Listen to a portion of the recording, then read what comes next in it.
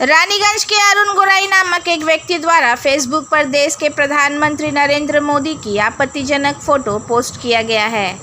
5 दिन पहले अरुण गोराई ने प्रधानमंत्री की आपत्तिजनक पोस्ट फेसबुक पर डाली है, जिसमें दिखाया गया है कि प्रधानमंत्री नरेंद्र मोदी अमेरिका के राष्ट्रपति डोनाल्ड ट्रंप के चरणों में गिरे हुए हैं एवं उन्होंने पोस्ट के साथ लिखा है, सेव अडानी माई बाप।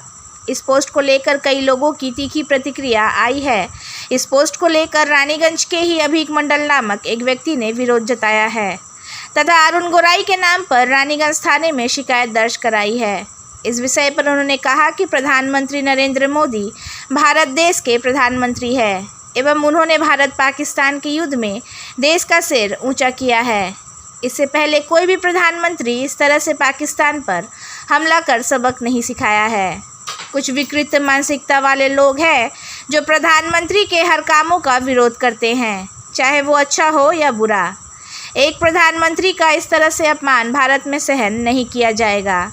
यह पाकिस्तान या बांग्लादेश नहीं है कि कोई भी हमारे देश के गौरव प्रधानमंत्री नरेंद्र मोदी के खिलाफ आपत्तिजनक पोस्ट करे। लगभग 5 दिनों से यह पोस्ट फेसबुक पर डाला गया है, लेकिन अभी तक इस पर कोई कार्रवाई नहीं की है।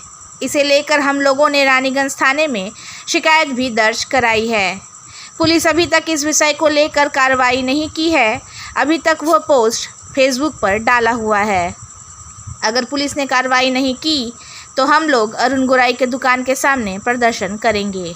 আপনার শহর রানীগঞ্জে এই প্রথম নামি দামি কোম্পানির নানা ব্যাগের বিপুল সম্ভার নিয়ে হাজির অমরনাথ। কি নেই এই শোরুমে?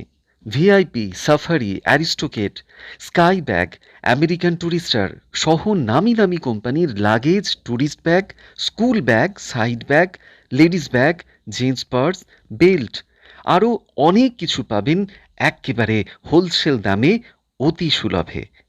তাহলে ভাবনা ছেড়ে আজই আসুন আমাদের শোরুমে। অমরনাথ, এনএসবি রোড, নেয়ার মারোয়ারি হসপিটাল, রানীগঞ্জ। আমাদের সাথে যোগাযোগ করুন এই নাম্বারে 8768796050। কাটতে কাটতে একটা পোস্ট দেখি আমাদের এক রানীগঞ্জের প্রতিষ্ঠিত ব্যবসায়ী রয়েছেন, রেস্টুরেন্ট রয়েছেন, প্রিয়াঙ্কাস কিচেন নাম, অরুণ গোরাই নামে এই এক ব্যক্তি, যিনি ভারতবর্ষের প্রধানমন্ত্রীকে নিয়ে, যেখানে আমরা আমেরিকার সব প্রেসিডেন্টেরও সেখানে ডোনাল্ড ট্রাম্পেরও ছবি রয়েছে এবং ভারতবর্ষের প্রধানমন্ত্রীর ছবিটাকে পুরস্কৃতভাবে তিনি ফেসবুকে পোস্ট করেন। আপনার ছবিটা দেখতে পাবেন, ঠিক আছে। ছবিটা উনি পোস্ট করেছেন গত 5 দিন হয়ে গেছে, 5 দিন আগে পোস্ট করেছেন। আমি জানি না পুলিশ প্রশাসন এখনও পর্যন্ত কোনো কিছু ব্যবস্থা নেয়নি। গতকাল আমার চোখে এই পোস্টটা পড়ে ফেসবুকে এবং আমি তৎক্ষণাৎ এটা সম্পর্কে যখন জানি সত্যতা যাচাই করে আমি আজ রানীগঞ্জ থানায় আসি। রানীগঞ্জ থানাতে এসে সেখানে আমি কমপ্লেন দায়ের করি নিজের নাম করে একজন ভারতবাসী হিসাবে। দেখুন, যুদ্ধকালীন পরিস্থিতিতে ভারতবাসী আমরা প্রত্যেকে জানি, জাতি ধর্ম বর্ণ নির্বিশেষে রাজনীতির রং ভুলে আমরা প্রত্যেকে ভারতবাসী, এটা নিয়ে আমরা গর্ববোধ করছি।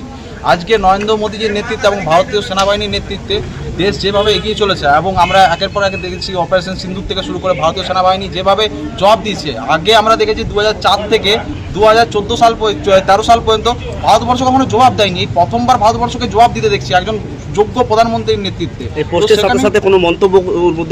হ্যাঁ, ওখানে একটা মন্তব্য তিনি করেছেন, সেখানে লেখা রয়েছে সেভ আদানি মাই বাপ। ঠিক আছে, আমি জানি না এরা কোন মস্তিষ্কের লোক, এরা কমিউনিস্ট যারা রয়েছেন এনাদের জানি না কি যুক্তি তর্ক রয়েছে এনাদের মধ্যে। কারণ মোদিজি যদি যুদ্ধ করে তাও মোদিজির দোষ, মোদিজি যদি শান্তি চায় তাও মোদিজির দোষ। আসল কথা হচ্ছে মোদিজি যদি কিছু দেশের ভালো করে তো এটা হচ্ছে এদের সবথেকে বড় প্রবলেম। আর যে সাধারণ মানুষজন যারা রয়েছে তো সত্যি এটা প্রত্যেকে ওনাকে ওনার পোস্টের মধ্যে নিন্দা করেন, কিন্তু এখনও পর্যন্ত উনি পোস্টটা ডিলিট করেননি। আমি রানীগঞ্জ থানায় কমপ্লেন করলাম। আমি 24 ঘন্টা টাইম দিচ্ছি যাতে পুলিশ প্রশাসন এটার বিপক্ষে মানে যথারীতি ব্যবস্থা নেয়। যদি না নেওয়া হয় আমরা পদক্ষেপ কি থাকছে, আমরা পরবর্তী পদক্ষেপ ওনার দোকানের সামনে বসে আমরা আন্দোলন করব। ভারতীয় হিসাবে একজন ভারতবাসী, ভারতে থেকে ভারতের খাবে, ভারতে পড়বে এবং ভারতে ব্যবসা করবে, ভারতবর্ষের প্রধানমন্ত্রী নিয়ে কুরুচিকর মন্তব্য করবে, এটা কোনো বাইরের জায়গা না, এটা বাংলাদেশ বা পাকিস্তান না। এখানে আমরা চলতে দেবো না, সোজা কথা। আপনার নাম পরিচয়? আমার নাম হচ্ছে অভিক কুমার মণ্ডল, আমি একজন সাধারণ ভারতবাসী।